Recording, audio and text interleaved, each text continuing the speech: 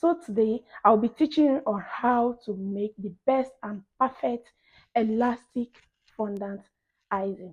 Guess all the ingredients we need for this fondant icing. All right, let's dive in. Hello, good morning, good afternoon, good evening, depends on your location. And welcome back to my YouTube channel. This is Bake with Apex Sokoto. We are located at Sokoto opposite eye clinic, Tamaji opposite eye clinic. Yes, in Bake with Apex, we teach a lot of things. We teach on how to make cake decoration, how to make different snacks, and plan your event. And also we train students on everything. We also make the best cake in town. So today I'll be teaching you on how to make the best and perfect elastic fondant icing. Guess all the ingredients we need for this fondant icing. All right, let's dive in. These are the ingredients we need to make a perfect and elastic fondant icing. Before I forget, I'll be listing all the ingredients and the procedures in the description box. So we need a total of 5 ingredients for this. The first is the icing sugar. Yes, the icing sugar. The second is gelatin. The third is liquid glucose, and here we have the CMC. Then the other thing is water. Apart from all this, we don't have any other ingredients to use, as in there is no any other ingredients to be added. The only thing you need to do is to add them in the right proportion, add them in the right quantity. If you do that, you'll be getting a very perfect and elastic fondant icing. Okay, yes, we are making use of Moro icing sugar. Have other icing sugar like the Copro, like the Baker's Choice, and Grace Gao icing sugar. Yes, you can make use of any icing sugar of your choice. But as of for this moment, we are going to be making use of this Moro icing sugar. Yes. Okay, guys, in making 1 kg icing and fondant icing, this is 500 gram. 500 grams of icing sugar. This is 500 grams. This is another 500 grams. The two will be giving us 1 kg icing sugar. Okay, you can also get a 1 kg icing sugar full, as in one pack, 1 kg. But if you can't get that, you are good to go with two 500 grams to give you 1 kg icing sugar.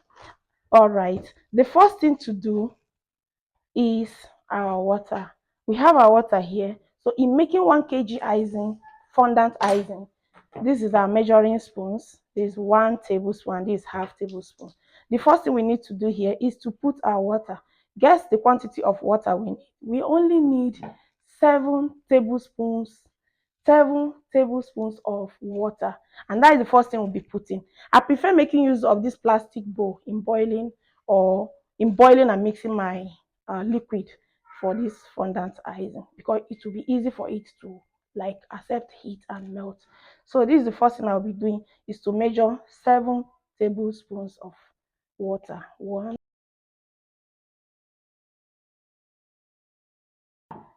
Just follow this procedure.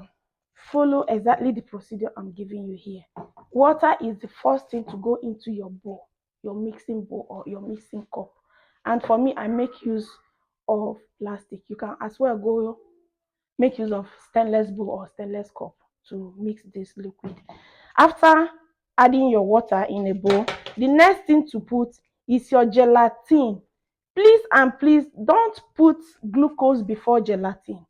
Water first, the second is gelatin. There is reason for that, I'll tell you. So the quantity of gelatin you are going to be adding here is 1.5 tablespoons of gelatin. 1.5 tablespoons of gelatin. Initially I do make use of 1 tablespoon, but I don't know, recently the fondants don't come out well again. I don't know, maybe because the ingredients are no longer okay, I don't know, or maybe I don't know. All I know is that recently it stopped working like that. So I'm making use of 1.5 tablespoons of gelatin. So this is 1 tablespoon first, and the second here is half tablespoon. Right. So after adding your gelatin, the next thing to do is to stir immediately. Stir immediately before it will form a lump. You have to go ahead and mix it. You can see I'm making use of this china spoon because it's more stronger to use. Yes, you may watch some video and maybe they are making use of warm water. That is okay. You can make use of warm water instead of normal room temperature water like we are doing. But even if you are using normal room temperature water or warm water, immediately you add your gelatin, go ahead and mix it well. If not, it will still form a lump. So this is it. When you are done with this, the next thing to add is your glucose, liquid glucose. This glucose comes in different sizes, smaller size, medium size like this, bigger size, and even more bigger sizes. So the quantity of glucose we'll be adding here is also 1.5 tablespoons. Right now, I will not be making use of this tablespoon because see, it can break and this glucose is a bit strong. So this is it. This one, and this is half.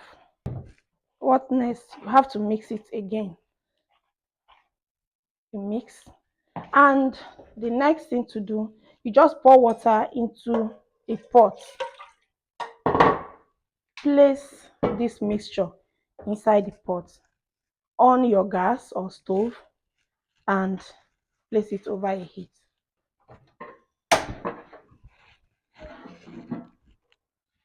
So with the heat coming from this water here, it will enable this liquid to mix properly. So maybe after a minute or two, you come and stir it and mix it properly till everything will become liquid, no longer like paste like this. So you have to cover it. All right, so at this point, while that our liquid is on the fire heating and melting, we go ahead and cut out this icing sugar and sieve it. Always sieve your icing sugar. It's not because there is dirty or no, but it's because of some lumps.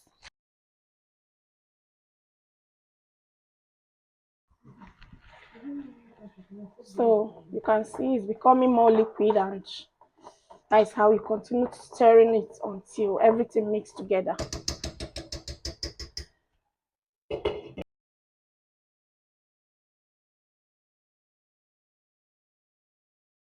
So can you see the lumps I was talking about? If you don't sieve it, there is no way you will save this. It will go in here and it will be difficult for you when you are mixing it. You get it?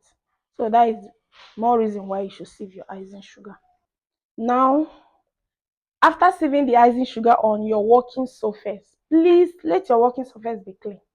Make it clean before, because you can see this is white. So you don't work on a dirty working surface. And this also to use for someone's cake because it's also edible. So if you work on a dirty environment, you are risking the health of your clients and also even making your work dirty. So the next thing to add is CMC. CMC. You'll be asking what is CMC? CMC is just an acronym. Carboxyl methyl cellulose is a chemical name. Carboxyl methyl cellulose. The work of this CMC to our fondant is to make it to be very, very elastic, to bond together, to be elastic, to be able to hold. Without this CMC, your fondant icing, it will mold, it will fold, it will hold itself, but it will not be stretchy. It will not be elastic. It will not bind together. If you are working with it, with your fondant, it will be breaking. That is just it. So what is the quantity of CMC to add to 1 kg icing sugar is 1 teaspoon. 1 teaspoon of CMC.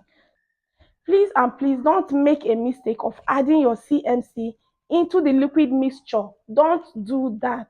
If you do that, that liquid mixture you have there will become solidified because this binding agent, it will become solidified. In fact, I don't know if my English is right, but then I know that you will not get what you're looking for. So the right place to add your CMC is on your powder, that is on your dry ingredient, which is just the icing sugar. So when you add it, you mix it up. So we have 2 ingredients here while we have 3 ingredients in our liquid, making it 5 ingredients. So you go ahead and check on your liquid whether it's well mixed or whether it has melted well for you to use. Yes, can you see the consistency? See, it's now colorless. You can see. So at this point, this liquid is ready for you to use.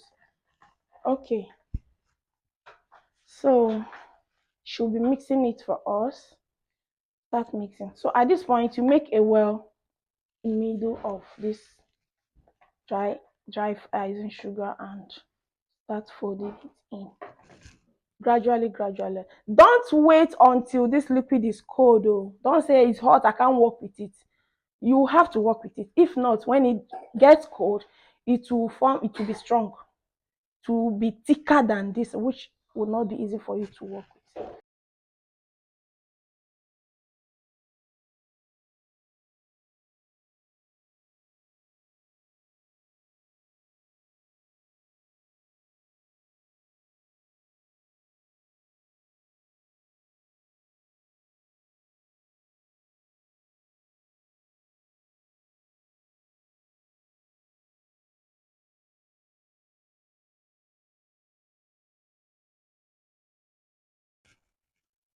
Hi guys, can you see how stretchy this our fondant is looking? Can you see? And this one they call unbreakable bond. You see, you cannot work with this fondant and get a wrong work. You can never be wrong with this fondant mixture. In fact, this is the best fondant mixture you can ever get. Using this our recipe is a goal. Our recipe is a goal.